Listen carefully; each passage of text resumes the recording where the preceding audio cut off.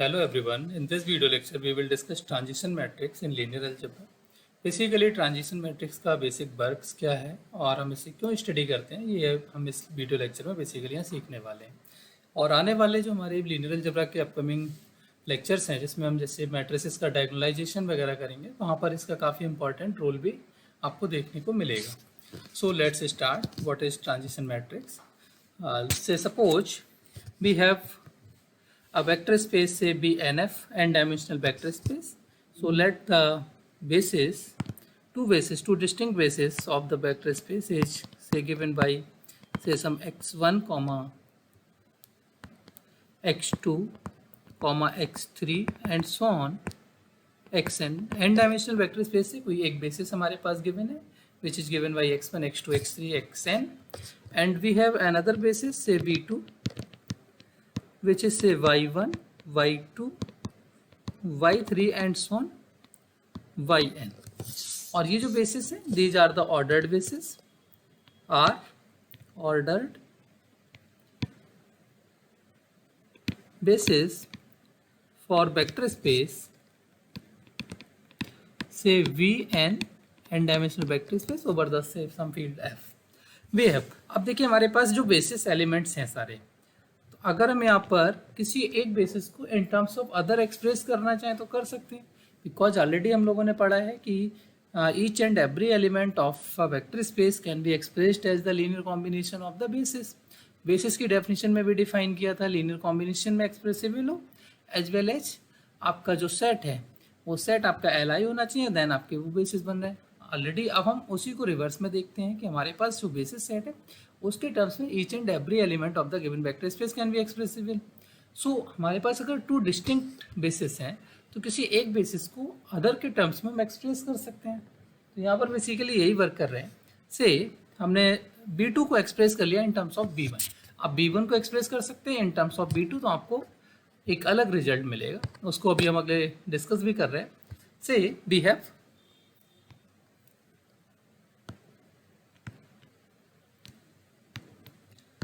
y1 can be expressed as the linear combination of elements of v1 say x1 x2 x3 xn.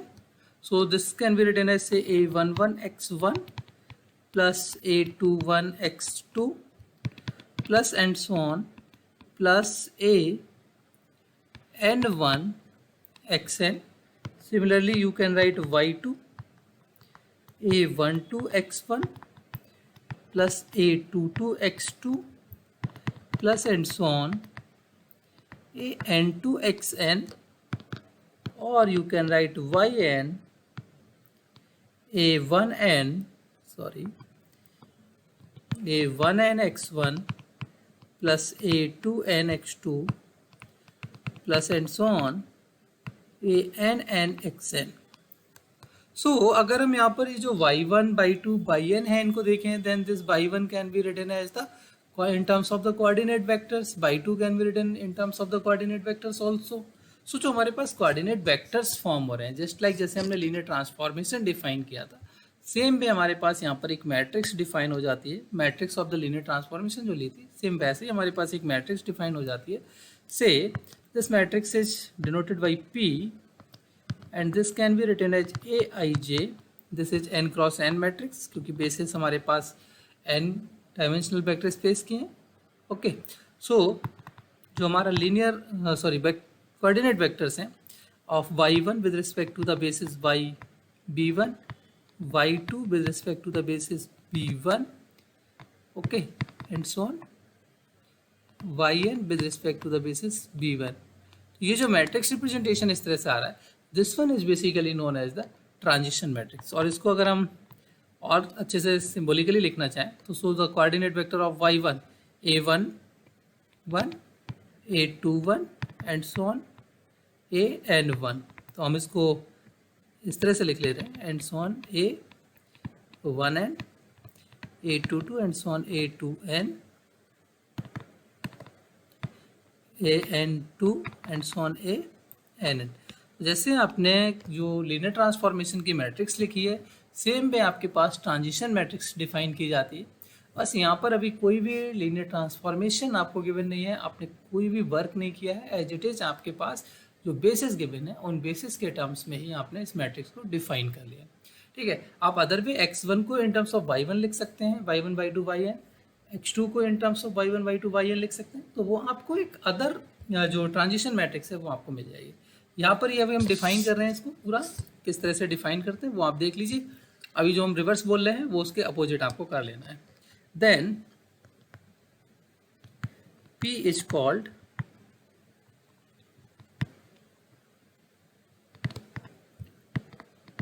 transition matrix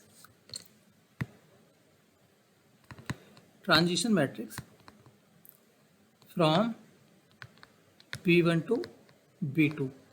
this is a important point. आपने transition matrix obtain किए B1 to B2, ठीक है, या आप कह सकते हैं और transition matrix of V2, this is more precise way, और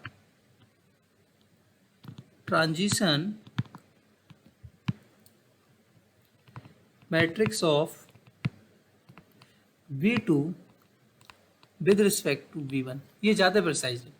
अभी जो हम बोल रहे थे कि आप x1 को इन टर्म्स ऑफ y1 एक्सप्रेस कर सकते हैं, तो आपको जो ट्रांजिशन मैट्रिक्स मिलेगी वो B1 की मिलेगी विद रिस्पेक्ट टू B2। तो जो आप जिसके टर्म्स में एक्सप्रेस कर रहे हैं वो आपके रिस्पेक्टिव बेसिस होगी, और जिसको ऑब्टेन कर रहे हैं वो आपका यहाँ पर ऑब्टेन आपका मैट्रिक्स ट्रांजिशन मैट्रिक्स को रिस्पॉन्सिबल होगा। सो इस तरह से आप ट्रांजिशन मैट्रिक्स यहाँ पर ऑब्टेन कर सकते हैं। हम एक एग्जाम्पल भी देख रहे हैं, और सिंपल एग्जाम्पल हम यहाँ पर लेके चल रहे हैं जिसमें हमें कम से कम कैलकुलेशन करनी पड़े, और डायगोनलाइजेशन में कहीं ना कहीं इसी का आप ये बेसिक यूज करेंगे तो वो काफ़ी आपको वहाँ पर हेल्पफुल होगा। डायगोनलाइजेशन हमारे पास जल्दी ही हम आई होप अभी सिस्टम ऑफ इक्वेशंस करते हैं, then eigen values eigen vectors और डायगोनलाइजेशन हमारे पास आ जाएगा। ओके, हाँ, few I think 4 to 5 lectures में हमारे पास डायगोनलाइजेशन आ जाएगा, जो IIT JEM, NET JRF, GATE, even आपका UPSC, ठीक है, या स्टेट के जो पब्लिक सर्विस कमीशंस हैं उन सभी में आपको डायगोनलाइजेशन से भी रिलेटेड क्वेश्चंस नॉर्मली अक्सर आपसे पूछा जाता है। काफ़ी इंपॉर्टेंट टॉपिक्स हैं अभी जो हमारे यहाँ पर चल रहा है, और बहुत इजी टॉपिक्स हैं। सो मैं यहाँ पर सभी से ही कहना चाहूँगा कि जो लोग भी हमारी वीडियोज़ को वॉच करते हैं तो उनसे एक पर्सनल मेरी हम्बल रिक्वेस्ट भी रहेगी कि आप अपना बेटर चीज़ों को अंडरस्टैंड करने के लिए चैनल को सब्सक्राइब कर लीजिए, जिससे कि आपकी जो वीडियोज़ हैं, क्योंकि आजकल मैं रेगुलर वीडियोज़ नहीं डाल पा रहा हूँ, कई बार 1-2 डेज का गैप भी हो जाता है, क्योंकि जब आपके पास बिजी शेड्यूल होता है तो टाइम थोड़ा सा मैनेज करना मुश्किल होता है। और बेहतर ये होगा कि उससे फ़ायदा आपको ये रहेगा कि आप जब चैनल को सब्सक्राइब कर चुके हैं और आपने नोटिफिकेशन बेल आपने प्रेस कर रखा है, तो आपको जैसे ही वीडियो आएगा आपको मिल जाएगा। सो आप उसको ईजिली कर सकते हैं, आपका कोई भी टॉपिक मिस नहीं होगा। तो बेटर अंडरस्टैंडिंग के लिए सबसे इम्पॉर्टेंट है कि हम एंटरटेनमेंट की वीडियोज़ को कहीं से भी शुरू कर सकते हैं, लेकिन जो हमारे पास स्टडी से रिलेटेड मटेरियल्स होता है और जिसमें हमें एक कॉन्सेप्ट की ज़रूरत होती है, वो हमें एक सीक्वेंस में यहाँ पर करने की ज़रूरत है। तो इसीलिए मैं आप सभी से यही कहूँगा कि आप कंटिन्यू वॉच करने के लिए चैनल को सब्सक्राइब कर लें, बेल आइकॉन प्रेस कर लें, एज वेल एज अपने फ्रेंड्स के साथ ज़्यादा से ज़्यादा शेयर करें, जिससे कि और लोग भी इसका बेनिफिट ले सकें। सो अब हम एक एग्जाम्पल कर लेते हैं। से BHA वेक्टर स्पेस R3 का मैंने एक वेक्टर स्पेस पिकअप कर लिया। B1 is some standard basis are given. Standard basis आप हमेशा याद रखिए कि जब भी आपको n dimensional space Rn type से डिफाइंड हो तो आप स्टैंडर्ड में क्या करेंगे, ये मैं अभी आपको पूरा ग्राफिकली रिप्रेजेंटेशन देने की कोशिश करूँगा, ठीक है, और स्टैंडर्ड आप इसको क्यों बोलते हैं वो भी आपको बताने की कोशिश करूँगा, ठीक है। ये आपको स्टैंडर्ड बेसिस दी हुई है, स्टैंडर्ड बेसिस। जब आपको कुछ नहीं दिया हो तो आप अपने हिसाब से इसको कॉल कर सकते हैं। एंड V2 अनदर बेसिस, ये आपको स्पेसिफाइड की गई, से सम 1,1 sorry 1,1,0 0,1,2 0,1,2 and last one is 1,1,1। ये आपको बेसिस दी हुई है। अब देखिए स्टैंडर्ड बेसिस की हम बात कर रहे थे, अगर हम R2 की बात करें, R2 हमारे पास ये होता है, यहाँ पर जो आपके पास एक्सिस लाइंस होती हैं यही आपके पास बेसिकली जो आपने यूनिट वेक्टर्स डिफाइन किए हैं या आई जे के डिफाइन किए हैं, इन्हीं को आप स्टैंडर्ड का नाम दे देते हैं। इस पर हम 10 ले लेते हैं और इस पर हमने 01 ले लेते हैं। 3 डायमेंशंस में जाएंगे, इसी रेशोज में आप इनको बढ़ाते चले जाएंगे। तो ये जो आपके बेसिकली एक्सिस हैं, इन्हीं को हम स्टैंडर्ड बेसिस का नाम दे देते हैं। ठीक है, तो ये आपके पास नोन होता है। अब अगर मान लीजिए इसकी जगह आप एक्सिस सिस्टम, ठीक है, आपने 45 डिग्री रोटेट करा लिया, आपने 10+2 लेवल पे इसको रोटेशन भी किया होगा। ठीक है, इसको आपने रोटेट करा लिया, सपोज ये आपके पास आ गया, ये आपका एक्सिस सिस्टम बन गया। आप ठीक है, ये एक्स एक्सिस आ गई, या एक्स डैश आप कह सकते हो, उसको वाई डैश कह सकते हो। तो अब इसकी कोऑर्डिनेट्स तो आपको थोड़े से कॉम्प्लिकेटेड होंगे सॉल्व करना। ठीक है, क्योंकि ये वैल्यूज आपको एज इट इज 10 या 01 टाइप से तो कुछ लाइन पे मिलेंगे नहीं, कुछ स्पेसिफिक वैल्यू मिलेंगी। तो बेसिकली स्पेसिफिक वैल्यू आप ना रख के सिंपल कंप्यूटेशंस में आपको ये जो सबसे ईजीएस्ट वे रहता है, इसीलिए हम इस टाइप की बेसिस को स्टैंडर्ड बेसिस का नाम देते हैं। ठीक है, इसको हम स्टैंडर्ड को जो सिम्बलाइजेशंस के तरीके हैं उसी से सिम्बलाइज कर लेते हैं, E1 E2 E3। इसको आप अपने हिसाब से कोई भी नाम दे दें, से B1 B2 से B3। हम यहाँ पर ट्रांजिशन मैट्रिक्स ऑब्टेन करना चाहते हैं, P from of B2 B1 से B2 के लिए निकालना है। ठीक है, तो ये हमारी ट्रांजिशन मैट्रिक्स होगी, ये हमें यहाँ पर फाइंड करना है। क्या कर लें, हम B2 को इन टर्म्स ऑफ B1 एक्सप्रेस कर लें। So express B2 in terms of B1, इसका मतलब क्या हुआ, express B2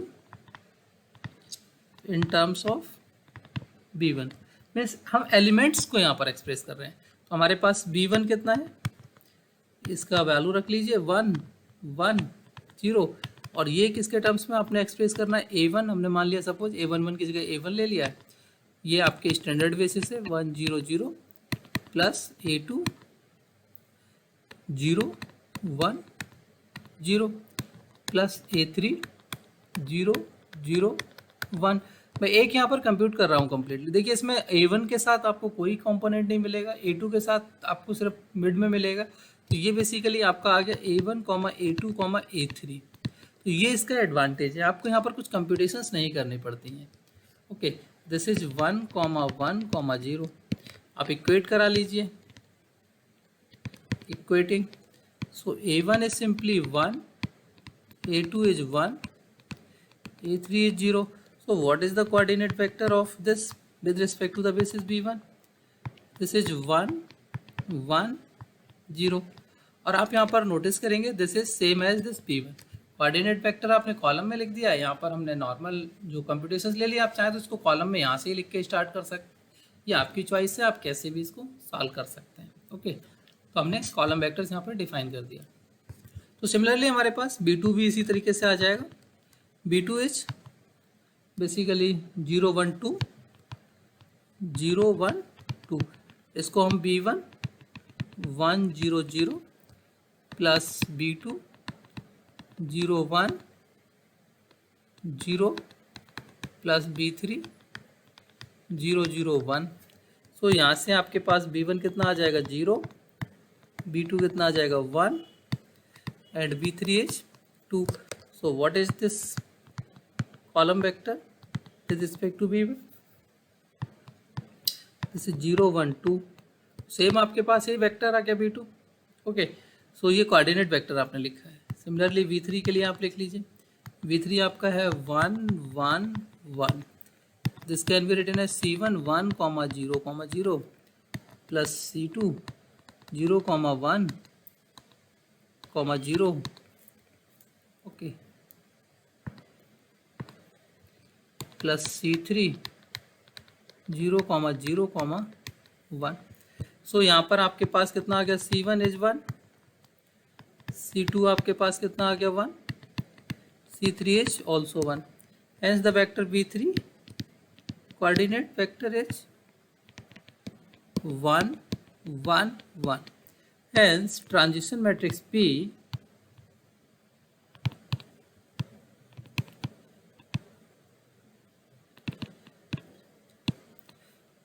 is coordinate vectors आपके पास हैं 1 1 0 0 1 2 1 1 1।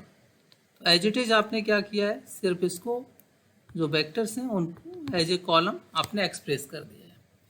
सो यहाँ पर आपके पास एक दो रिजल्ट्स भी आप यहाँ से जनरलाइज कर सकते हैं।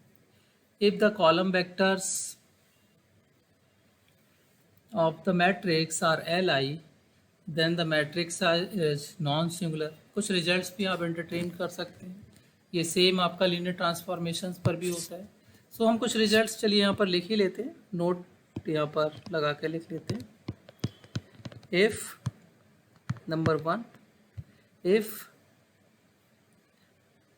columns or rows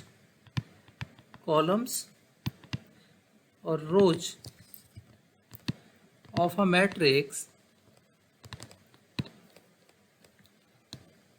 are Li, then matrix is non-singular. Matrix is non-singular। अच्छा, अभी अब हम इसी से अगर जो रिजल्ट्स का एंटरटेन करना चाहें तो अभी आपने बेसिस वेक्टर्स के साथ यहाँ पर देखा है, ये जो वेक्टर्स हैं इनके लिए आपने यहाँ पर सॉल्व किया है। आपने जो कॉन्स्टेंट्स स्केलर्स लिए हैं A1 A2 A3, इनको यहाँ पर आपने नोटिस किया है। ईच एंड एवरी वेक्टर के साथ जो कोऑर्डिनेट वेक्टर आपने B1 निकाला है, इसमें ऑल AIs आर 0 और नॉन जीरो नो। ठीक है, अगर आपको लीनियर कॉम्बिनेशन 0 बनाना हो तो आपको नॉन जीरो मिलने हैं। B2 का कोऑर्डिनेट वेक्टर आपने निकाला है, it is also non zero. B3 का आपने निकाला है, it is also non zero. ठीक है, अगर आपको 0 बनाना है तो ये सारे के सारे आपको 0 पुट करने पड़ेंगे। इट मीन्स आपके पास जो कॉलम्स हैं, जो कॉलम वेक्टर्स आपको दिए लीनियर कॉम्बिनेशन, हमें 0 देना है, ये ध्यान रहे। अभी हमारे पास 0 नहीं है, अगर हमें 0 देना है तो यहाँ पर तब 0 पुट करना पड़ेगा। तो ये सारे के सारे आपके Li कॉलम वेक्टर्स दिए। तो यहाँ से आपकी अगर ये नॉन सिंगुलर है तो आप इजली यहाँ से you can easily S P inverse, आपका P इनवर्स एग्जिस्ट कर जाएगा। तो इस P इनवर्स की हेल्प से आप क्या कर सकते हैं कि आपने अभी जो मैट्रिक्स P निकाली है, P is a basically matrix from the basis B1 to B2. So P inverse is also a transition matrix which is from B2 to V1. तो जो P inverse आपको मिलेगा वो क्या होगा, this is also another transition matrix from the basis B2 to B1। आप इसको भी यूज कर सकते हैं। डायगोनलाइजेशन में basically P and P inverse दोनों का ही यूज करेंगे और वहाँ से हम देखेंगे कि हमारे पास जो डायगोनल एलिमेंट्स हैं वहाँ पर पूरे के पूरा डायगोनल में आपकी जो मैट्रिक्स गिवन मैट्रिक्स है वो कन्वर्ट होकर चेंज हो जाएगी। सो काफ़ी इंपॉर्टेंट टॉपिक है। इसको यहाँ पर इंडिपेंडेंटली तो इसके क्वेश्चंस आपको किसी भी एग्जाम में नहीं मिलेंगे ट्रांजिशन मैट्रिक्स से रिलेटेड नॉर्मली, बट एप्लीकेशन के पॉइंट ऑफ व्यू से बहुत इंपॉर्टेंट टॉपिक है। सो इसको यहीं पर स्टॉप करते हैं और नेक्स्ट आई होप देखते हैं हमारा नेक्स्ट वीडियो में क्या टॉपिक हमें कवर करना चाहिए।